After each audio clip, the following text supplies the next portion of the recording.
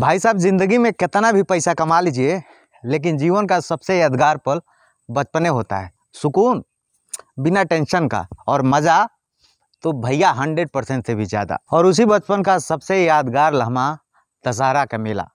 नमस्कार, हम गांव वाले रिपोर्टर बोल रहे हैं, विष्णु प्रभाकर।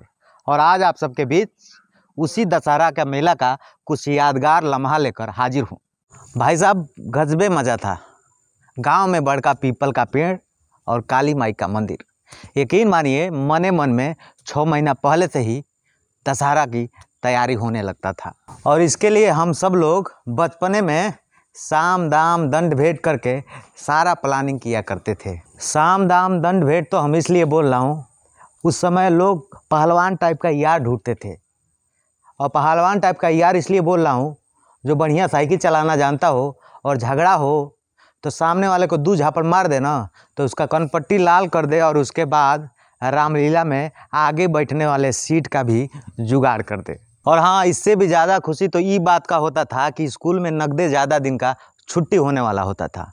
और यकीन मानिए भाई साहब, मने मन में ऐसा महसूस होता था कि हम लोग दूसरे दुनिया में प्रवेश करने वाले हैं। उस समय उजाला नील खूब चलता था। और भाई साहब, माँ कसम बता रहे हैं कि चपकौआ नील सफ़ेद का शर्ट पे चढ़ाकर ये डिसाइड कर लिया जाता था कि दशहरा के दिन यही नील वाला शर्ट पहनना है। और तो और बता दें, पिताजी 20 रुपये अम्मा को दे देते थे और कहते थे इसी में पूरा घर भर को सल्टा देना। हाँ, 5 रुपये हमको भी मिल गया था। और आपको बता दें कि हमारे जैसन कितने ही यार भीड़ का फ़ायदा उठाकर 2-4 गो जिलेबी फ्री में खा लेते थे और बाद में वहीं से बोलते थे कि हे दुर्गा मैया माफ़ कर दीजिएगा, लड़का है, गलती हो गया। माने गजबे दिन था भाई। और वही समय मिथुन का फिल्म आया था बंगाल टाइगर, और हमारे गांव में भी हल्ला हुआ था कि बंगाल का कलाकार आया है दुर्गा जी का पंडाल सजाने। फिर का गांव के पूरा लवंडे तैयार हो गए और चले गए पंडाल देखने तो पहुंच गए। पंडाल का दर्शन ठीक ठाक से हो भी गया, लेकिन हम लोग में एगो लवंडा बड़ा बदमाश था और वो वहाँ भी बदमाशी कर दिया। और भाई साहब, दूसरे गाँव के लवंडे से हो गया झगड़ा।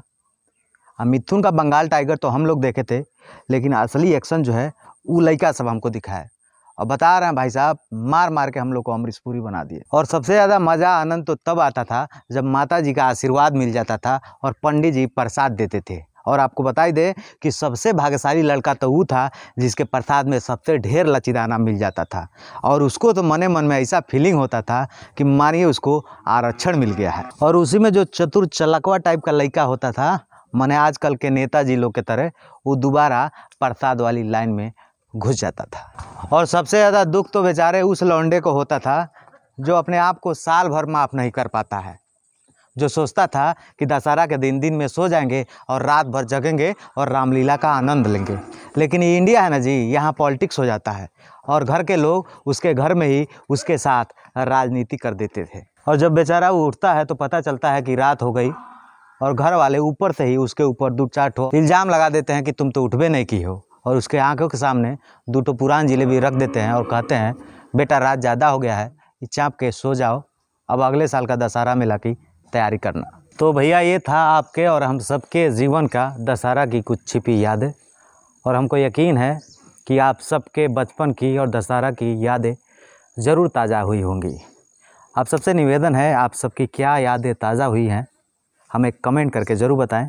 ये वीडियो फेसबुक पर देख रहे हैं तो पेज को लाइक करें, यूट्यूब पर देख रहे हैं तो चैनल को सब्सक्राइब करें, और वीडियो अच्छा लगा तो इसको शेयर भी कर सकते हैं, मनाही नहीं है। चलते हैं।